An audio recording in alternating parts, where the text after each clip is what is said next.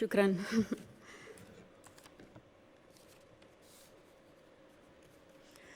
Good morning, Your Highness, Excellencies, friends and colleagues. I would like to thank you for the opportunity to be here today.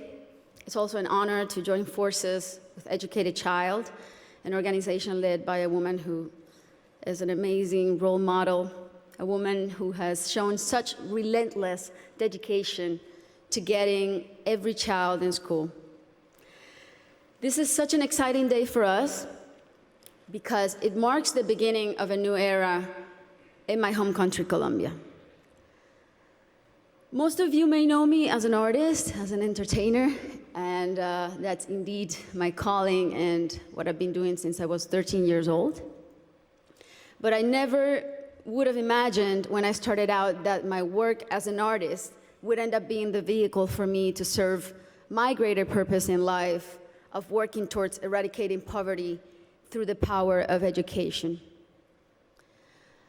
As a Colombian citizen, inequality is a concept that sadly one becomes very familiar with at a very young age.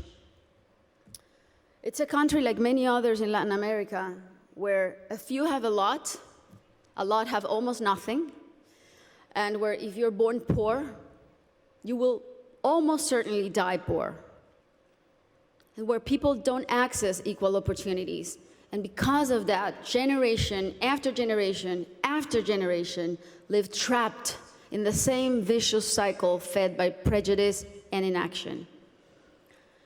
Growing up in my country when I was around 8 years old, I remember I saw kids my age who, instead of being in school, were already working in the streets, were barefoot in the park, kids like me, whose reality was completely different than mine, only because of the circumstances into which they were born. It was really hard for me to accept that something so unjust didn't have a solution. There had to be something that could be done. So I often asked myself why the adults around me were so resigned to the fact that these kids, who were just like me, or even their own children, were living in a parallel reality so different and so cruel. As Kofi Annan put it, poverty is intolerable in a world of plenty. So as soon as I had some success, the first thing I wanted to do was to invest as many resources as I could into what later would become the most meaningful project of my life, working for children. So I set out to find a team of people who dreamed big and worked hard and thought like me to help me right the wrongs that I had witnessed throughout my entire childhood. And that's when our foundation, the Barefoot Foundation, Pies Descalzos Foundation, was born. I knew, and I was only 18 years old then, but I knew that I wanted to focus on children and improving their lives, but I didn't know where to start. So I really felt that I needed to learn what the roots of inequality and low social mobility were. So I decided to study the reasons why children were working in the streets, or why some children were being recruited by the violent organizations like the paramilitary or the guerrillas. Why were so many children suffering from chronic malnutrition? And I realized that most of the issues that children face in my country had and have a common denominator: the lack of access to quality education. To me, it became crystal clear that education was the surest way to give all of these kids the best fighting chance of improving their circumstances in life, because education is the great equalizer. When I started building schools in Colombia, we chose the most remote areas where there was literally nothing, no infrastructure, no paved roads, no electricity, no potable water. And we decided to build in those places, but not only build schools, but state-of-the-art schools schools with comprehensive models that included ECD programs, school feeding programs, parent and teacher training. And another very important part is we decided to engage the government as a strategic partner and made it nearly impossible for them to say no to doing their part by showing them results through our holistic model that really proved to work.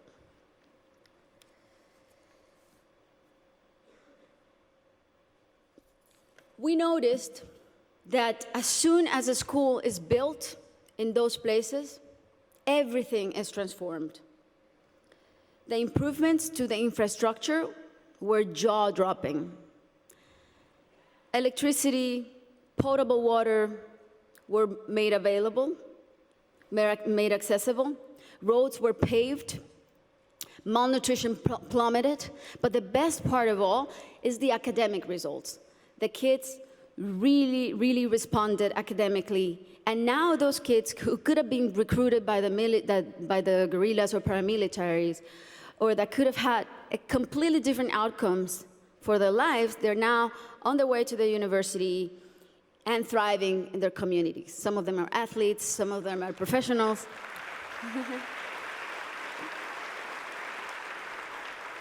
That's why it really is a thrill to work for education. That's why I'm so passionate about it, because I've really seen results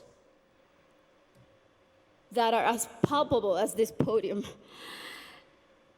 And seeing all these success stories that have a name and a last name has been one of the most rewarding things I've done in my lifetime, even more so than winning Grammys, I think.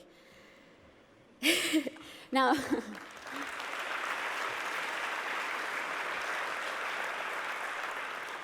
that said, our work is far from being done. Many developing countries are still rife with inequality and internal conflict, and there are a lot of kids who still need to be reached.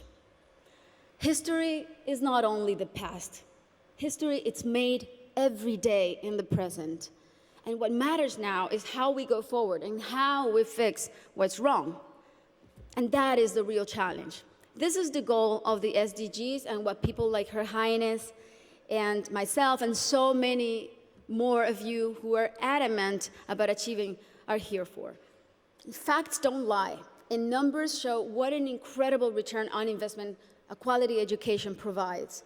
For instance, if all students in low-income countries left primary school with basic reading skills, 171 million people could be lifted out of poverty. Systemic change often begins from the bottom up rather than the top down. The government must take responsibility, and we should all put as much pressure as we possibly can, but the rest of all, the civil society, should also do their part. What we have discovered, both at Pies Descalzos and Educated Child, is that many times only one single barrier to entry, such as no access to transportation or basic needs like a functioning bathroom, can prevent a kid from attending school or even put them at risk of dropping out. Sometimes all it takes to change a child's life is the security of a hot meal in school or the ease of being able to hop on a bus that will leave you safely at your classroom's door. It's as simple as that. And these are simple interventions, and they don't cost a lot. The biggest effort really is in mapping the communities, in going door to door, searching for the out-of-school children, talking to the parents, talking to their families. Giving a name and putting a story behind these children is the first step to start rewriting their story. Over the next 3 years, we pledge to get 54,000 kids who are out of school or at risk of dropout into the educational system. Ultimately, more than 295,000 people will benefit from this project, including children, teachers, families, and community members. New schools and classrooms will be built. School kits and uniforms will be distributed. Children will be enrolled in school, feeding and transportation programs. Teachers will be trained in strategies and in how to identify those students who are at risk so they can receive psychosocial support. And we are extremely confident that this partnership is only the beginning and will be the model to replicate throughout my country until not a single child is out of school. This is our responsibility. Thank you. This is our responsibility to our children and our debt to fulfill for the generations to come. Thank you very much.